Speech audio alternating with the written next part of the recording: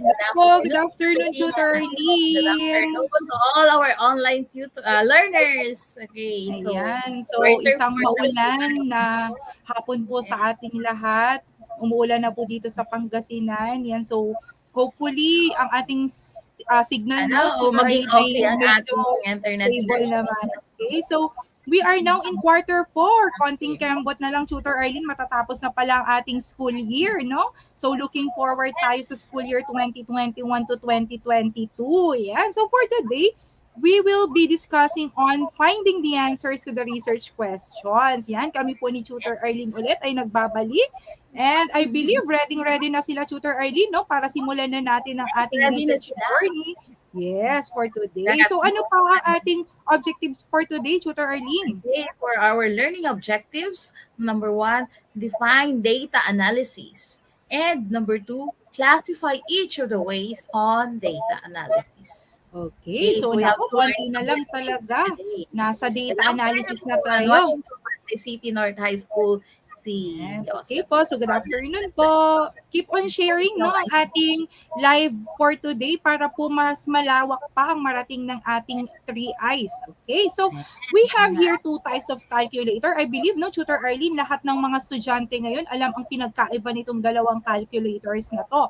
So commonly, bawat isa yata sa mga senior high school students natin, merong taglay nitong mga to. Yan. Now, ano nga ba ang pinagkaiba nila? What if itong simpleng mathematical na formula na ito ang ating isusolve? Alin kaya sa tingin ninyo, no, mga dear learner researchers, ang pwede nating gamitin? Actually, pwede yan both, no? Pero sa tingin ninyo, alin yung basic na pwede ninyong gamitin? Yung una ba or yung pangalawa? Pwede kayong mag-comment sa ating comment section, no? Yes. Para maki-interact kayo so that mas maganda ang ating episode as we interact comments sa box. Ayan, okay, so tignan natin, Tutor Arlene, no? Kapag ganitong basic lang naman, ng dalawang nasa picture na calculator. Yung ating basic lang ng calculator. Actually, Tutor Arlene, no, kadalasan natin nakikita to sa mga tindahan at saka sa palengke, ginagamit ng ating mga compute nila yan. Yes, sa ating mga tindera, no, sa palengke. Kasi minsan nakakalito nga naman kapag math na yung pinag-uusapan natin. Mas maganda ng sigurado. Okay. How about if ang atin namang isusolve ay ganito na? Naku, eto na yung mga kinakatakutan ng calculator ang kailangan nilang gamitin. Makikita natin, so, may anong square root na. mga online learners?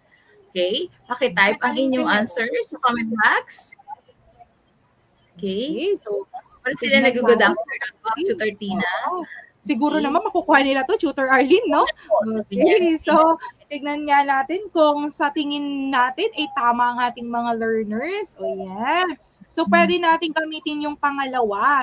This calculator is actually known as the scientific calculator, no? So ang scientific calculator, napakarami ng versions niyan, napakarami din ng mga functions na, no? Meron din tayong tinatawag na graphic calculator. So napakarami na pala, Tutor Arlene, ng ating mga types of calculator. Dati alam lang natin yung maliit na ginagawang keychain, tapos kukwentahin mo kung magkano yung baon mo, ganun lang kasimple. So these actually, no, are considered as an instrument. Pero in terms of research, pwede rin natin na sabihin itong mga instruments na ito ay nangangailangan ng appropriate na kung ano ang gagamitin nila as a function. So just like in research, hindi tayo basta-basta yung gagamit ng instruments, but we will make sure that we have yung appropriate instruments natin, katulad ng ginawa natin kanina, no? Both calculators have the same function. But yung isa mas advanced in terms of yung function. Ang function naman nila generally is to compute, right, Tutor Arlene? So ito ngayon, nakadepende sa kung ano yung i-input natin. So as you can see doon sa dalawa natin na type ng isosolve, meron yung mas advanced. Nangangailangan ng mas advanced din na type of calculator. So in here, why do we need to do that? Yung humanap ng appropriate instruments because we want to gather an accurate data. Accurate data kasi kapag wrong yung in-input mo or wrong yung instrument na ginamit mo sa input mo, it can lead you to a wrong data also. Kailangan accurate dapat. So we need to find an appropriate instrument. In research, yan, no? So, Okay. kailangan natin hanapin yung Statistical tinatawag analysis. natin. Yes, tama, Tutor Arlene, no? Yung statistical Statistical analysis analysis tutukoy techniques. natin.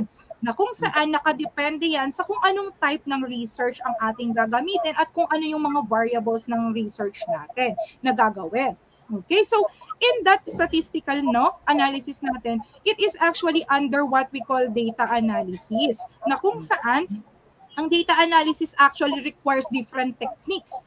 Yan. So, di ba, sabi nga natin, different techniques used by different researchers. Bawat researcher, meron silang kanya-kanyang technique, may kanya-kanya silang atake on how to do the analysis of the data. But, just make sure na ito ay dapat tatandaan natin. Itong question na to dapat isa-isip natin. Ito kasi yung magiging pinaka-soul ng ating research. Will this answer the research questions? Kung ang answer sa tanong mong ito ay yes, then pursue the data analysis you want to pursue.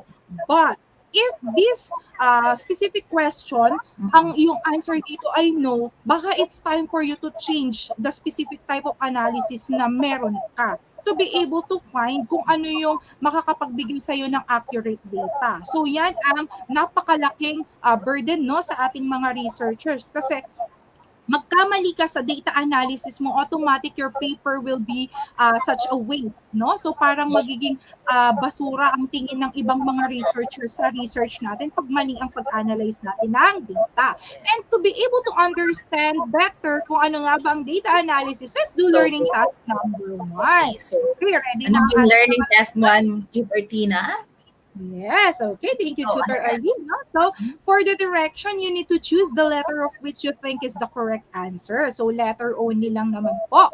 Number 1, these are ideas or categories that emerge from a grouping of lower level data points. Ano kaya ito?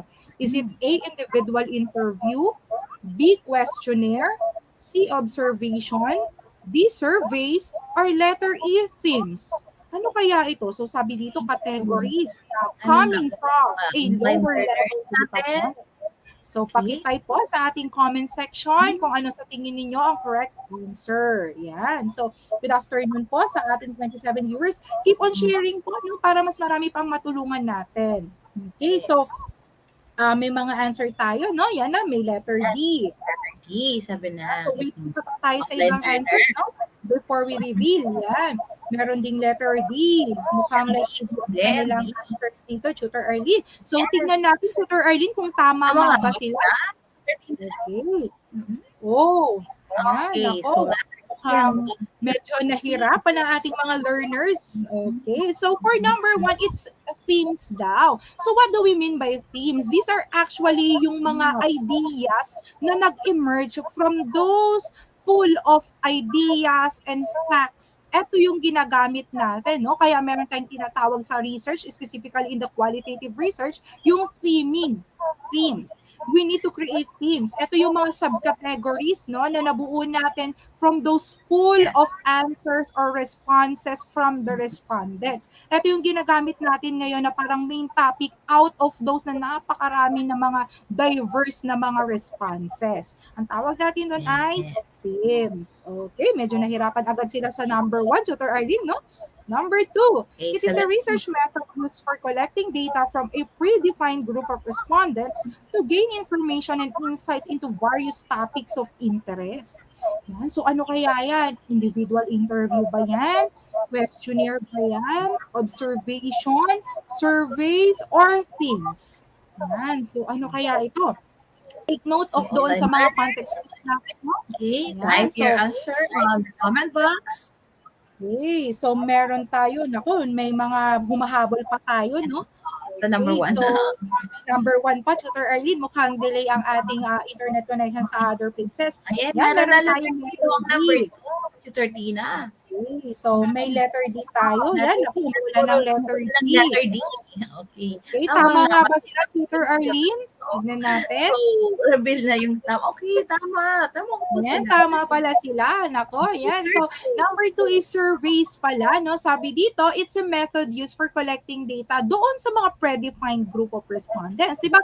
As you can see, lalo na ngayon, no? Napakarami yung nagsisurvey sa atin at iba't ibang mga survey ang lumalabas sa ating online platforms such as yung Facebook, tinitignan kung ano nga ba yung mga ganap ngayon at ano nga ba yung kadalasang sinesurvey ngayon, no? So in terms of politics na medyo lalayo tayo dyan, no? So since it's a politics. So diyan lumalabas talaga yung survey. That is from yung sa napakaraming mga responses ng mga individuals na inilahok natin. Kinukuha natin yung ideas, yan. So ginigay natin yung information kung ano nga ba sa tingin natin yung mga talagang na number one or yung talaga namang majority ng kanilang mga binibigay na sagot. Number 3. Okay, number 3. Yan. It deals with an actual encounter with respondent in a particular activities of the day. So, ito, actual encounter. So, paano naman yun kapag actual encounter? Ano kaya ang possible na answer dito? Is it A, individual interview, B, questionnaire, C, observation, D, surveys, or E, themes? Yan. So, alin kaya dito, no? Yung particular activities of the day. Let's say, for example, si Tutor Arlene, may activity siya for today. Ayan. So, you want to know kung ano nga ba yung mga activity ni Tutor Arlene. Anong pwedeng gamitin? Number 3. Letter A daw ba, Tutor Tina? Okay, may letter A tayo, no? Tignan nga natin kung tama ba. May letter C, may A. Mukhang hati ang ating mga, ang ating mga learners kung ano nga ba ang correct answer. So, reveal na natin, Tutor Arlene. Yes. Wow, Okay. it's observation. Okay, so it deals pala with an actual encounter. So medyo na siguro nalilito ang ating mga learners, no? Kasi may possibility na ito din ay answer. Like yung for example, individual interview, pwede rin naman, no? But ang gusto nating malaman dito, no? Kasi sabi dito, no, in a particular activities of the day. So how will you know yung kanyang activities of the day? That is through observation. So, kailangan you need to look for the respondent and then you analyze kung paano yung behavior ng respondent, how he or she react within the day according to the activities he or she perform. Yan. So, yun ang ating role ngayon, magiging observer. Yeah? And that is under what we call observation. So, kadalasan ginagamit itong observation sa qualitative research in which gumagamit tayo, let's say for example, we want to have a case analysis. Yan. So, pwede natin gamitin yung observation na yan. Okay, number 4. These are series of questions and other prompts for the purpose of gathering information from the respondents. So, ito naman, series of questions, meaning to say, hindi lang isa, no? So, maraming questions ito at saka mga iba pang prompts na kung saan yung mga responses nila ay magiging data ng ating mga researcher in conducting their research. Ano kaya ang ating answer dito? Individual interview ba? Questionnaire? Observation? Surveys? Or themes? Yan, so tignan natin ang kanilang mga answer, no? Tutor Arlene. Okay. Ako, may number 5 na agad. Tutor Arlene, nasa 4 pa lang tayo. Nakita na akong 5. Nagkamali lang siguro ng pag-type. No? Okay, so ang daming So, nag-answer na ba? Sagot ng mga karamihan ng online learners natin, Tutor Tina? Tama ba sila? Okay, question. Letter B. Tama pala. Online learners natin. Ayan, tama sila, Tutor Arlene. No, letter B pala, questionnaire. So when we have yung mga series of questions, automatically it's for the questionnaire. So questionnaire, di ba in a questionnaire, napakaraming questions, be it from 5 items, 10 items, and so on until makuha natin yung gusto nating data from the respondent. So eto kadalasan, no, ginagamit talaga ito sa research ng mga students natin kasi sa tingin nila eto yung pinakamabilis or beneficial to them kasi ito yung kadalasan talaga na ginagamit na hindi masyadong matrabaho, no, Tutor Arlene? Kasi you prepare a set of questionnaire, then you have it undergone doon sa ating validation team, sa reliability test, and then once na na-approve na yan, pwede na tayo ngayon mag-conduct ng mga series of surveys then through questionnaire. Ayan. So, sa questionnaire natin, ano ba ang dapat na ipo-point natin dito, Tutor Arlene? No? Dapat makuha natin lahat ng information na meron doon sa statement of the problem natin. Hindi tayo magbibigay ng question sa questionnaire na walang kinalaman sa statement of the problem. Related sa topic. Yes, it will become ano na, hindi na siya appropriate na mga questions kasi hindi makakapagbigay ng accurate data. So sabi natin kanina, no? And for number 5, yan. Number It 5. is a conversation between the interviewer and the interviewee to gather relevant information using prepared questions. Ito, may interaction na, no? So, naku, may clue na sila dito. Sigurado ako makuha nila to Tutor Arlene. Between, no, sa interviewer at saka interviewee. So, meron talaga silang face-to-face interaction. So, ano kaya ang appropriate dito? Individual interview ba? Questionnaire? Observation? Sagot na sila. Survey ba? Or themes? Ano kaya sa tingin Una nyo? ng letter A, ang number 5 answers ng mga online learners, Tutor Tina. Ako, may mga letter So, A. I-review natin, Tutor Arlene. Yes. Okay. Yan, naku, buti na lang talaga nakuha nilang lahat, Tutor Arlene, no? Kasi ito na lang yung natitira. Okay, so when we say, no, a conversation or an interaction between the two, yung ating interviewer at saka interviewee, that is with the individual interview. So, sa interview kasi ang kagandahan nito, no, Tutor Arlene, you can have yung accurate data na talagang fresh na fresh from the words of yung ating ini-interview or yung yung interviewee natin, and at the same time nalilesen din dito yung misinterpretation ng data kasi ito kung hindi maintindihan yung question, pwede i-explain pa agad-agad impromptu ng ating interviewer so that yung gusto nating response from the interviewee, maibibigay niya talaga sa atin accurately. So, ano nga ba itong mga ginawa natin? Yan. So, before we have done yung ating Good lesson. job. Online learning Sila ay mga natin. task 1 completer na for today. Congratulations! Nako, yung mga ginawa natin actually is under data analysis. So ano nga ba itong data analysis na to? Yung ginawa natin actually, yun ay mga methods kung saan pwede natin makuha ang data in which na mag-undergo dito sa tinatawag nating data analysis. No? May dalawa tayong word dito, data and analysis. So meaning to say, it is a way of simplifying numerous and wordy data to a meaningful story. Para ka ditong nag-storytell.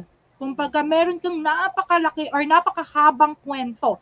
But, you need to find or you need to just give or to make, i-tell ninyo yung gist lang talaga nung story. Di ba parang kapag ka magtatanong tayo sa story, Tutor Arlene, no? Story about si Cinderella. Ano bang tumatatak sa isip ninyo? Yung blush shoe, di ba? Okay. Yan. So, si Cinderella, isang from being yung inaapi-api na alipusta na ng kanyang family, no? Yung sa step family niya.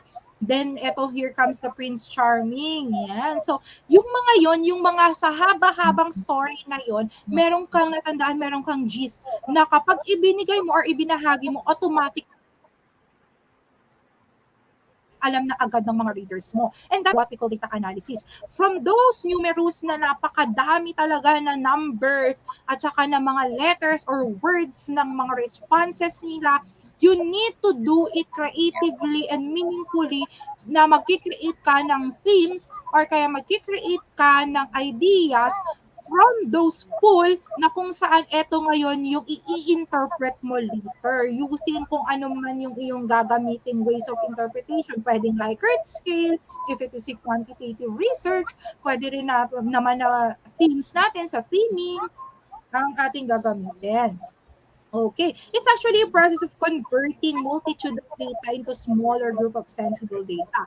Sabi nga ni ni Tutor Arlene before sa ating mga previous episode, napakarami talagang mga responses ng ating mga nakukuha. Pero hindi yun lahat ilalagay natin. So, kung may magkakaparehas na tayo, then you create, anong theme yung pagkakapareho nila, yung commonality nila.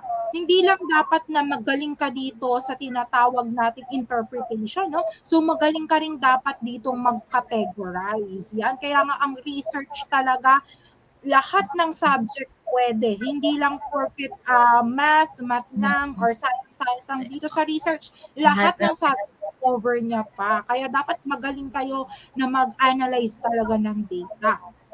Yan. So, data analysis actually needs to undergo yung tinatawag natin process in which yung data natin ay isa-summarize natin or summary niya, no? Kaya sabi natin kanina, dapat magaling talaga yung kumuha ng ah, ideas from those pool.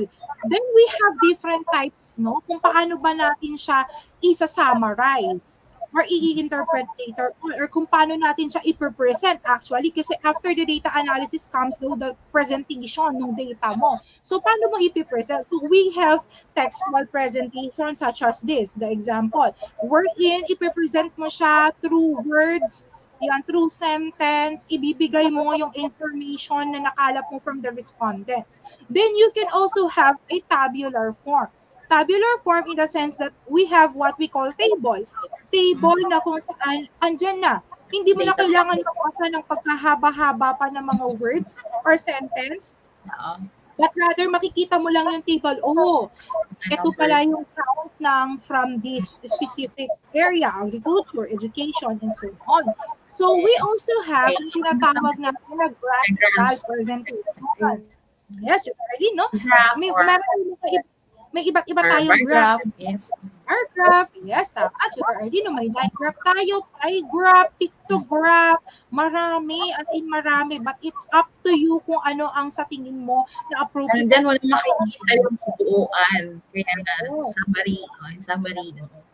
Yes, and actually, no, Tutor Arlene, ang pinaka mahuhusay na researchers at ang pinaka magagandang paper talaga ay binubuo nitong tatlong presentation na to. May textual sila, meron silang tabular, at may graphical din sila. Kumbaga, it's somewhat binigay mo na lahat ng pwede nila makita. Kasi ang mga readers natin, Tutor Arlene, no, kapag super duper haba, puro words, ang tendency is hindi na masyadong maintindihan kasi iisa-isahin niya pa. I-recall niya pa yung nabasa niya, but kapag meron tayong representations dito such as the pictures, tables, mas madali sa kanila na maintindihan. And this now can yield answers to the research question. Ipapakita mo dito sa mga summary na ito kung ano nga ba yung mga answers dun sa research question na meron ka sa statement of the problem. So why do we need to analyze data? Bakit nga ba? Because an analyzed data cannot give a clear picture. So magulo, malabo, parang kayo lang, no? Malabo, hindi natin maintindihan. So parang kayo, parang hindi. Yan. So kailangan meron kayong tawag, ay label kayo. Yan, Tutor Arlene. Ako, si Tutor Arlene, nakarelate na naman dito. Okay, so dapat meron tayo dito talagang clear na, no, na patutunguhan. And well-analyzed data actually will reveal patterns. Yan. So, itong patterns na to, no, it can be interesting and worth exploring. Meaning to say, pwede ito na gamitin din ng ating mga future researchers as their basis. Ay, ito pala, ang ganda naman itong paper na to. This paper is actually similar to what I am doing right now. And I believe I can make this as my reference. Yan. So, napadali ang mga maghahanap na mga researchers natin kung anong references ang gagamitin nila. Para sa mga future researchers. Yes. And organize and analyze data can guide the researcher to find patterns. Yan. Provide shape and beauty to the story they want to tell. Remember that in research, yung research paper nyo, actually you are telling a story. Diba? Yan. So para kang nagkukwento, para kang nag-narrate ng mga findings or ng mga happenings na kung saan ito yung binibigyan mo ng answers. So that is now yung beauty ng marunong ka mag-analyze talaga at mag-interpret ng data kasi ma-hold mo yung inyong mga readers. Yan, di ba? Ganoon naman kapag ang story is medyo talaga nakaka-relate kayo, no? Talaga namang tutok na hukuk ka or in a K-drama, pag ang ganda-ganda, nakaka-relate yan. Si Tutor Arlene, nanonood ng Netflix yan. So kapag ka talagang inuupuan ni Tutor Arlene, yan. Antok na si Tutor Arlene pero nanonood pa rin ng Netflix. Yan. So mga ganon, di ba? Dapat ganon din sa ating research.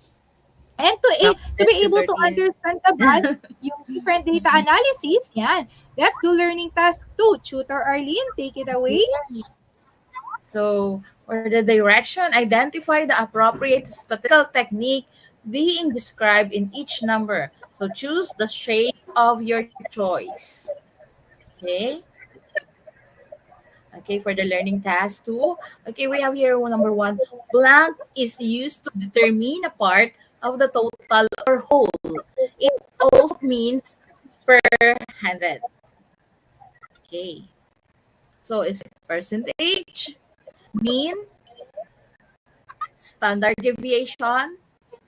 Okay, so circle, triangle, and rectangle ang inyong ilagay na sagot sa comment box. So, ulitin ko yung number one, blank is used to determine a part of the total or whole.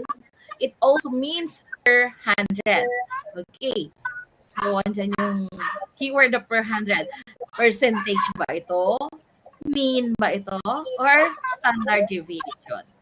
So, rectangle for standard deviation, mean for triangle, and circle for percentage. May nag-answer na for number one, Meron na, Tutor Arlene. Yan, so mukhang pare-pareha sila ng mga answers. circle. Ang galing ng mga online learners natin. May nag-type na naman ng answer na percentage. Tama ba, Tutor Tina? Reveal na natin ang answer. Okay, percentage. Yes. Because yung per 100 times 100%, yan ang percentage. So, used to determine the part of the total or whole. Okay, yan. Tama sila. Yan, ang dami. Okay, next, number two. Blank is used to find the middlemost value of your list of values. Okay, and this can be obtained by adding all the values and divide the obtained sum to the number of values. Okay. So, is it again percentage for circle? Okay, triangle is mean. Okay. And then for the rectangle, standard deviation. Okay. So, tama ba? Ano ang sagot for number two? Used to find the middlemost value of your list of values. Okay. And this can be obtained by adding all the values to the number of values. Okay, triangle. Ang sagot nila, Tutor Tina. Ayan na. Okay, Sunod-sunod na triangle. Triangle, tama? Okay, mean. So, ito yung mean. Yung mean average used to find the middlemost of value middle. Yung sa kalagitnaan, pag inad natin lahat, and then in-average natin, you can get the mean. Yes. Okay, dividing then obtain sum to the number of values. Okay, next, number three. Okay, we go to number three. Blank is used to show the spread of data around the mean. Okay. So, ito ba ay circle for percentage, triangle for mean, and rectangle for the standard deviation. Okay. Blank is used to show the spread of data around the mean. Okay, so for number three, okay, ilagay ang inyong answers. May humahabol pa sa number 2, Tutor Arlene. Mukhang nadidelay ang ating triangle nga. Okay. Ayan, number 3, triangle. Meron na. Okay. Tutor Arlene, mukhang hati ang kanilang hati ang may idea. Rectangle, may triangle. Triangle pero square. Rectangle square yung kanila. Okay. Okay. Reveal na natin ba, Tutor Arlene? Yes. Ano ba, Tutor Tina? Okay, standard deviation. So, this is used to show the spread of data around the mean. Okay, there. Okay, tama. Okay, so tama din yung ating mga online learners. Tinype na nila yung rectangle. Number 4. Let's go to number 4. Blank is used to estimate the strength of the relationship between two quantitative variables.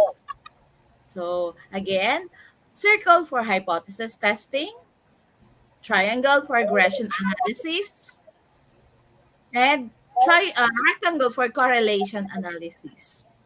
So, pakilagay ang inyong answers sa comment box. What shape is the answer for blank is used to estimate the strength of the relationship between two quantitative variables. Okay, number 3 pa lang sila. So, medyo delay lang tayo. May mga answer na, Tutor Arlene. Ang sagot. Mayroon ding rectangle or type na niya yung standard deviation. Number 4 pa lang yun. Okay. Merong ano, no, may iba-iba na naman sila ng idea, Tutor Arlene. May, Ano pa yung naku, tama may, talaga? may nandaw na standard deviation. Oo naman. Ayan, so reveal na natin, Tutor Arlene. Yes. Ayan, rectangle, that is the correlation analysis. So used to estimate the strength of the relationship between two quantitative variables. Between two quantitative variables, nandiyan na yung keyword. That is for the correlation analysis. Right, Tutor Dina? Okay, next Yes. number 5. Yeah. Okay, meron pa. Blank is used to explain the relationship between dependent and independent variables. Okay, is it hypothesis testing for circle, regression analysis for triangle, and correlation analysis for rectangle. Okay, again, see, tingnan natin ang kanilang sagot sa comment box, mga online learners natin. Okay, ayan na, number 5 is circle. Okay. Tama ba? Circle. O yan.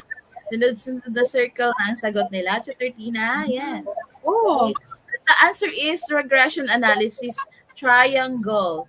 Okay. Regression analysis is used to explain the relationship between dependent and independent variables. So you are going to analyze the difference, okay, the relationship of dependent and independent variables. Okay, yeah, so so yeah. additional lang, no, Tutor Arlene, no, baka malito ang ating mga learners sa pinagkaiba.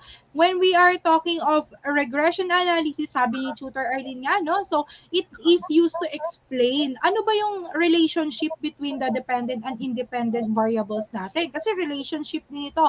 But in here, you need to explain kung ano nga ba yung relationship na meron sila. Further. But when we talk of correlation, we mean here the strength. naman. Gaano nga ba kalaawak or ano ba yung level ng relationship between those two variables. So, strength, and this one is the And the relation. naman ng relationship. Yan ang Correlation pinagkaiba ni regression at saka ni correlation. Okay, may Okay. regression. Ako, makukuha na nila ito, Tutor Arlene talaga. Okay, blank is used to determine some quantity under a given assumption.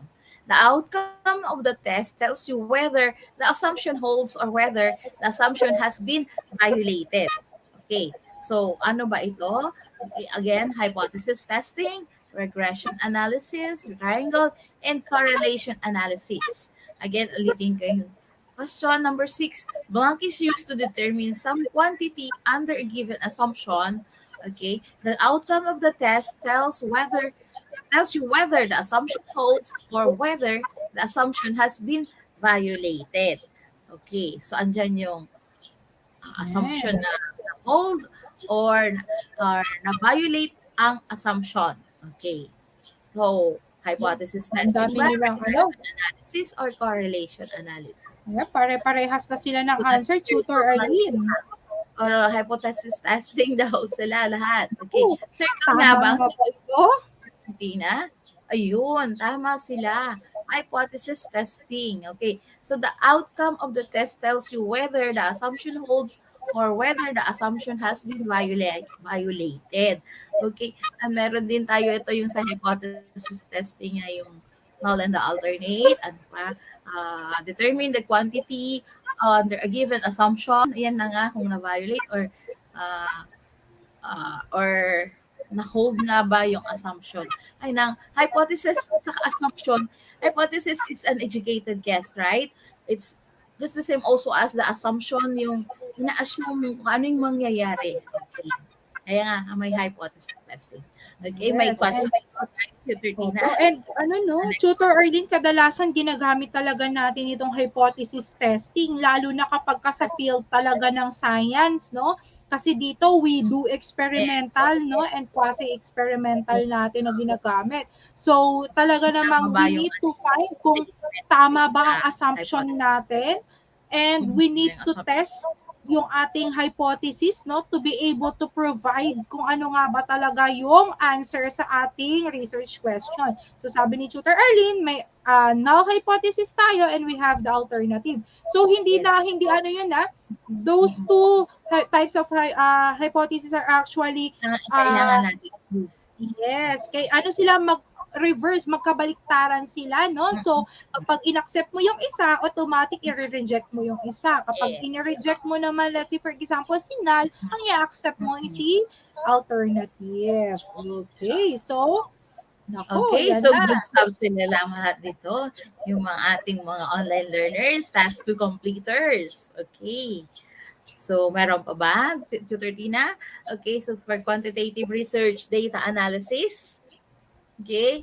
So, quantitative research data analysis, we use the descriptive, okay, research and the inferential research. When we say descriptive, okay, okay, it is used to explore the data collected, to summarize and describe it, according to Koch's 2013. Okay? For the inferential, it is used to find predictions, test hypotheses, and find interpretations, generalizations, and conclusions. Okay? So yan ang uh, definitions ng descriptive and inferential. So, in using the quantitative research data analysis, when we will use the descriptive, we are going to explore the data collected to summarize and describe it. For inferential naman, okay, we are going to use to find the predictions. Okay? Test the hypothesis. Yan nga. Meron tayong hypothesis. Okay, na statement. And find the interpretations, the generalizations, and conclusions from our research data. Okay? So, dito na yung mga data tables, mga interpretations, and then we will arrive to generalizations and conclusions. So, mapo-prove na natin ngayon yung ating hypothesis kung tama ba yung mga statement natin from our research data analysis for quantitative research data. Okay. So, kaya nga Yes. meron tayong data tables. Tutor Tina? Okay. Yes, ayan. So, additional din, no, Tutor Arlene. So, kaya siya tinawag na descriptive because you have to describe. So, you need to Yes. describe in a form of yung summarize na Mm. texts or kaya pwede rin natin, no, yung sinabi natin kanina, yung Paragraph mga tanong forms. sa ating ng presentation, Mm. wherein ang role neto is to describe the data itself. While sa inferential naman, kaya nga siya inferential, we have the inference, no? So, meaning to say dito, we need to find predictions. Ano nga ba yung pinipredict ng research mo? And of course, you need to test the hypothesis. Yung hypothesis mo, ano nga ba doon ang i-accept or i-reject mo? In which you need now to interpret and give the generalizations to form And yung conclusions and conclusions. recommendations, which is Yes. actually the latter part ng ating research. So, ulitin So, natin sa matatapos na. quantitative, may dalawa tayong type, the descriptive and Descriptive and inferential. inferential. Okay. So, how to determine the appropriate data analysis for my research? Ito yung tanong ng mga learners natin. Yes. Ano ba ang gagamiting data analysis for my research? So, based from out the topic, and then, okay, so you should know your variables. Okay, number one. Okay, so this may be univariate, isa lang na variable, bivariate, dalawang variable, or multivariate. Okay, marami kayong variables. Okay, maraming variables, multivariate. Okay, and then number two, identify the scale. Okay, okay, nominal, ordinal, interval, or ratio. If you say nominal, okay, you have one, ordinal, okay, and then the interval and the ratio, okay. Uh, alternate ba yung inyong scale or may ratio ba siya? Okay, ang determine yun ng inyong mga data analysis. Okay. So, test of relationship between two variables. We have the Pearson's for the parametric, the phi coefficient and parametric for nominal and dichotomous variables, and the Spearman's, okay, ratio, parametric for ordinal variable. Okay, for the test of difference between the two data sets of from one group, okay, ito yung gagamitan mo nyo ng t-test for the dependent samples, parametric, and also the Mach-Nehmer change test, non-parametric for nominal and dichotomous variables. For we also have the Wilcoxon signed rank test for the non-parametric for ordinal variable. Okay, test of difference between the data sets from two different groups. Okay, meron din tayong t-test for the independent samples for parametric. Okay, take note kanina yung sa dependent. This one is for the independent samples. Okay, two-way chi-square for the non-parametric, for nominal variable, the Mann-Whitney test for the non-parametric, for ordinal variable. Okay. Test for more than two population means. At dito na yung analysis of variance or the ANOVA for the parametric. Then the test for the strength of relation, effect or impact. This is the regression for the parametric. Okay. So, meron pa ba Ayan. So, tutuloy na?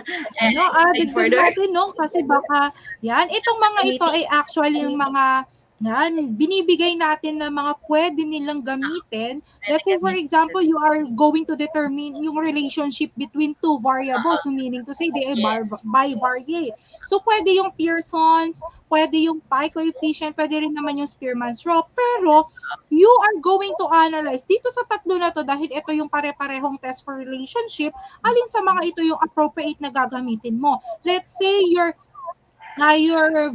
variables are actually parametric. So ano ba yung parametric natin, no? So parametric actually are based on assumptions, no? About doon sa distribution of population mo from which the sample was taken. So tinake mo siya from the population, tama? Sample is actually taken as a representative of the population. So ang assumptions ngayon na meron ka is under ng parametric. Pag hindi ka naman, or pagka naman sinabi nating non-parametric naman na statistics, hindi na siya actually nagbe-base sa tinatawag nating assumption. That is, meaning to say, yung data mo, pwede mo siyang i-collect from the sample na hindi nagpa-follow ng specific na distribution. So, meaning to say, iba yung pinagkuhanan mo. So, that is non-parametric. Yan. So, sabi dito na for ordinal variables. So, yung isa for nominal ay dichotomous variables. So, yun yung pinagkaiba. So, the test of difference naman, kapag two data sets, ano nang gagamitin mo? Meron tayong given dito. Now, determine if it is parametric or non-parametric. Kapag parametric, then you go for the t-test for dependent samples. Kapag ka non-parametric, then you proceed kung ano ba sa dalawang ito ang gagamitin mo. And so as with itong mga, itong mga given pa na ito, until doon tayo kapag ang minimeasure mo is strength or relationship, ano bang pwede mong gamitin? Sabi natin kanina, no, strength of relationships. Yan, so pwede natin gamitin ang regression.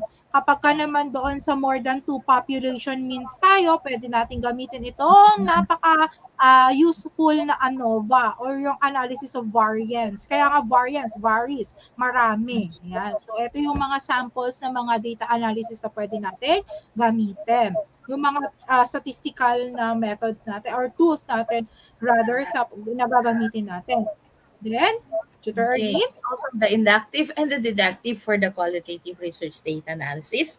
When we say inductive, this is from for the content analysis, discourse analysis, the thematic, and the narrative. Okay, so inductive is from the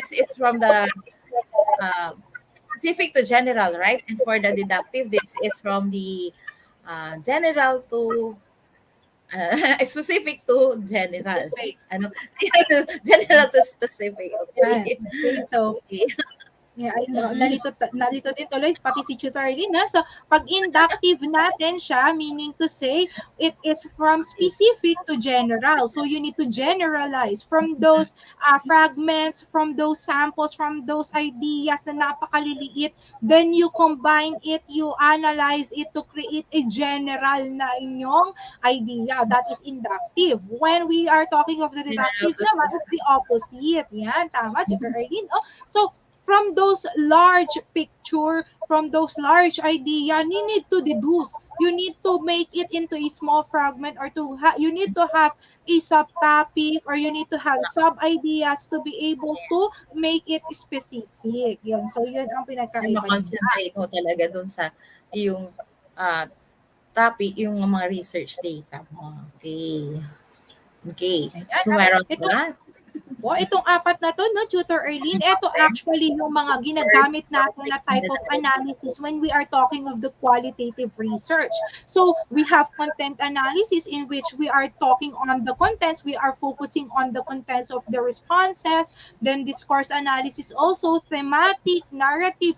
Ito, no, commonly used natin talaga dito when we are doing qualitative is yung thematic, no, in which we are having yung tinatawag nating theming, yung themes na tinanong natin kanina sa ating learning task number 1. So from those general na ating mga informations, that this is now the process of deductive, no? Gumagawa tayo ng mga specific na mga ideas or content na kung saan nagbe-base tayo sa responses ng ating mga learners. That is under thematic. Actually, no, sa qualitative research, akala nila, Tutor Arlene, napakadali because walang numbers daw. But meron pa rin naman. Yun nga lang, hindi siya katulad ng quantitative na talagang nagre-rely tayo on the numbers itself. But in here, we are talking of the behavior.